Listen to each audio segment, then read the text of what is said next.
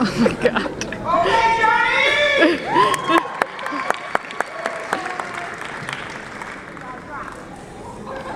Good morning.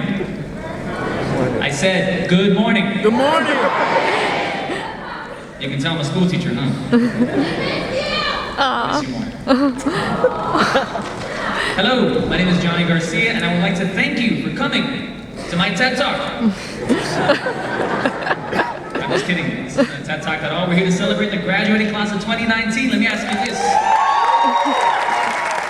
Are you guys ready to graduate today? I said, are you guys ready to graduate today? Yep, still got it. It is both an honor and a privilege to be able to speak before you on this momentous occasion. For those of you that don't know me or don't recognize me from our parent-teacher conferences in our school gym, I taught the 10th grade English class alongside my co-teacher, Miss Fuller.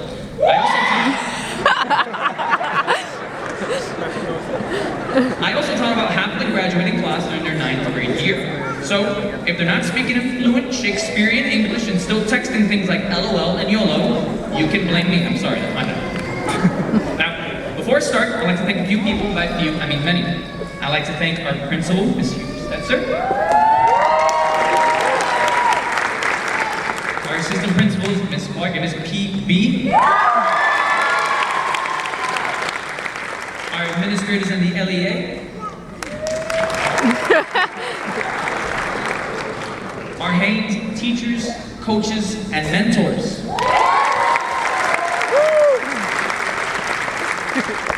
The parents, families, and friends of our wonderful class.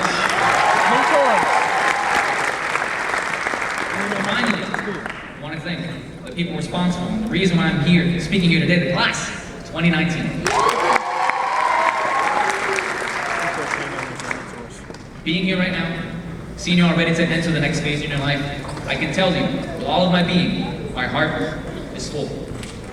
I would also be remiss if I didn't acknowledge the family, friends, and colleagues who are no longer with us today, but are still very much in this room with you right now.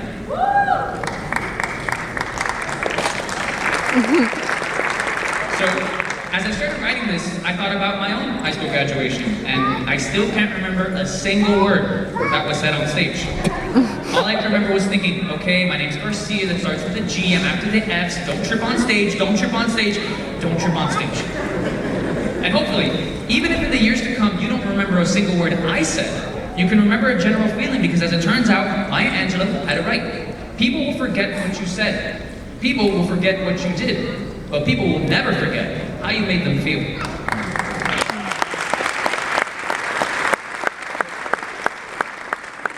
In all honesty, this is my 7th draft for this speech.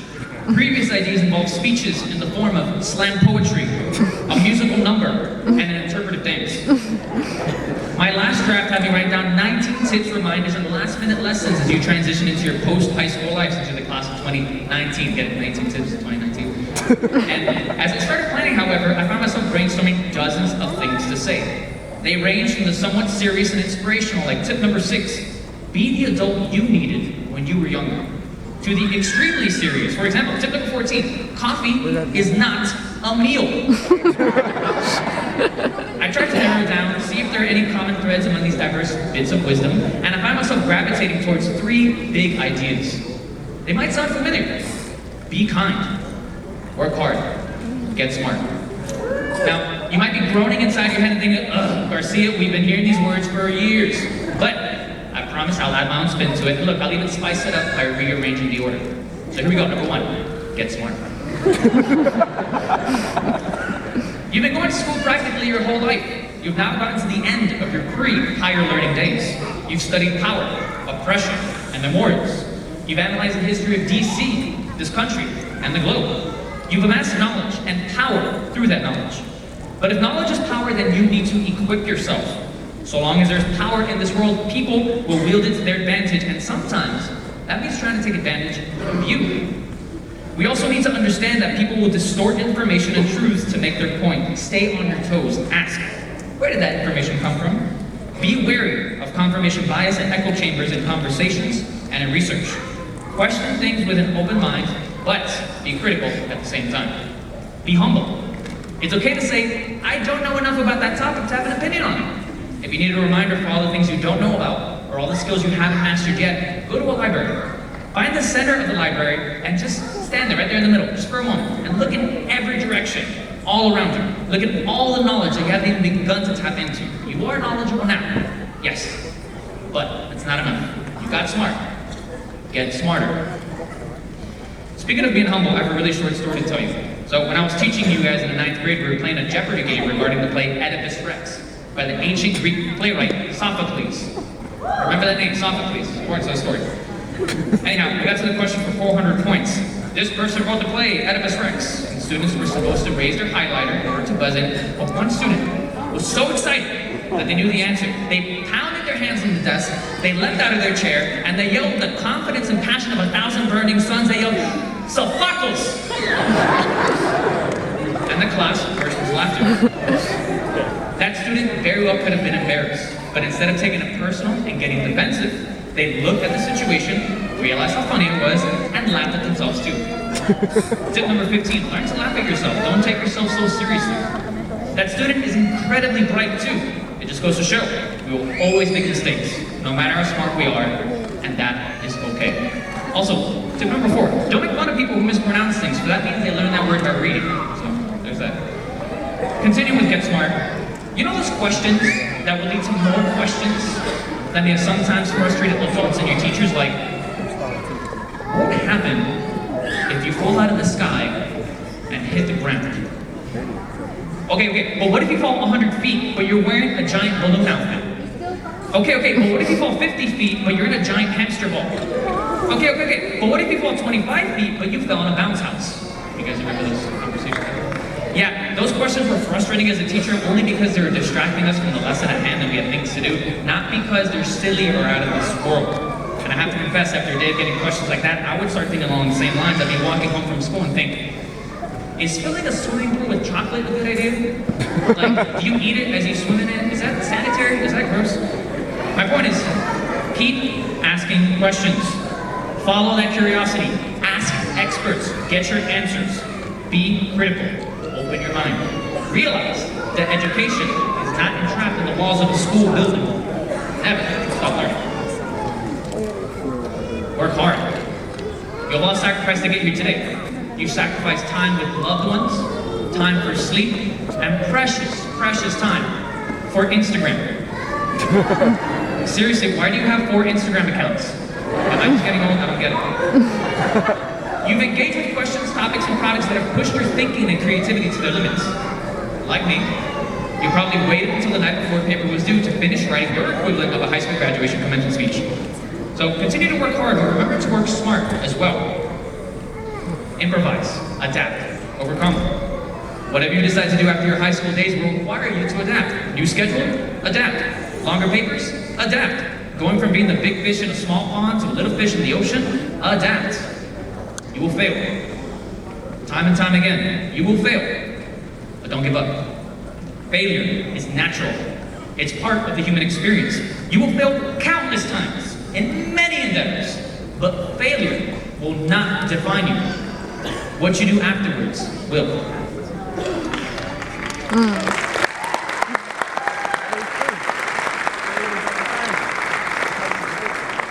You've worked hard. Work harder. Now, if you want to fail less, though, I suggest you start relying on discipline instead of motivation. Motivation relies on your feelings, and feelings are fickle. They change with the wind. Discipline is a habit and behavior of doing a certain activity regularly. Want to be a successful writer or a musician? Write at least 1 hour a day. Want to get fit? Make a workout regimen and stick to it. Motivation waits for you to feel like doing something. Discipline has you do that something no matter how you're feeling, and you still get to feel good about it afterwards. So, go and make things happen. Get disciplined.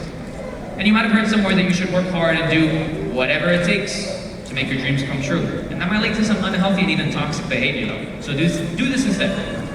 Follow your dreams until you change your mind. That's not to say just give up on your dreams at all. But for some of us, dreams change, and that's okay. I've gone from wanting to be a soldier in the 2nd grade to an astronaut in high school. In my first semester in college, I went from wanting to be a marine biologist until I interviewed one, to a science teacher until I didn't do so well in my chemistry class, and finally, to a world-traveling English teacher. And who knows, after this, I might want to be a professional high school graduation commencement speaker. That's a thing, right? If you don't know what to do either, that's okay too. If you don't have a dream job, then just cultivate and develop your passions in the meantime. And you know what? We shouldn't feel the need to define ourselves by our career pathway or current job. That's just one part of your life. You define yourself by whatever you want. Your passions, your hobbies, your role in your family, whatever floats your boat. And now arguably, the most important, be kind. This world needs it so much, especially right now. Open your heart and mind to different people, different ideas, and different ways of life. That mic just fell? Give people the benefit of the doubt. If you're going to assume something about someone, assume the best. Forgive others, but also remember to forgive yourself. Speak out. Even if you don't feel like you know how. Even if you feel like you don't have the vocabulary to truly express how you're feeling, speak out. It's enough to say, that's not okay. I'm not sure how to explain myself at the moment, but for some reason, that's not okay. For too many moments in my life, I have sat in silence while others are ridiculed or sneered at for their skin color, their sexual orientation, their wealth, their status, their weight, their height, their beliefs, their ethnicity, you name it. One time is too many. I should have said something, but I didn't want to make matters worse. I didn't want to rock the boat or make waves. I didn't want to be judged myself by those people, but little did I know in those moments that I would have to live with the regret and shame of not saying anything afterwards. Don't repeat my mistakes. Speak out. In a world that talks about building walls, we need to build bridges instead through collaboration and understanding. Your hands can't do much when you're crossing your arms. Be kinder. Now, you may have noticed I've slightly changed the school motto from get smart to get smarter, to work hard to work harder, and from be kind to be kinder. The message is this: you need to keep doing better. You're done with high school, but you're far from done with your work on this planet. Keep sharpening your mind, no matter how many years you celebrate on this planet. Continue to work diligently, but only to do your personal best, not to be the best. Don't worry about constantly comparing yourself to others. Life is a marathon, and the only one you're racing against is yourself. Remember to use your privilege and power to advocate for yourself and for others. When you're scared to get smarter, work harder, or be kinder, be brave. That is not to say be fearless. We need fear in our lives. It helps us at times, but it can also overwhelm and paralyze us. Understand the difference between good anxiety and bad anxiety. Good anxiety. Oh no, there's a tiger in my path, and it looks hungry. Bad anxiety. I have to speak in front of a bunch of families, former colleagues, and former students today. I hope I don't mess up, because if I make a mistake or something, they're going to judge me forever, make fun of me, and I'm never going to live it down. Bad anxiety. Courage is not the absence of fear, but acknowledging it and moving forward anyways. Even if you're delivering a speech and you feel like throwing up the entire time. Finally, do good. That's different from do well, by the way. You should do well, but this is different. You might remember a conversation like this happening. I would ask, how did you do on your test?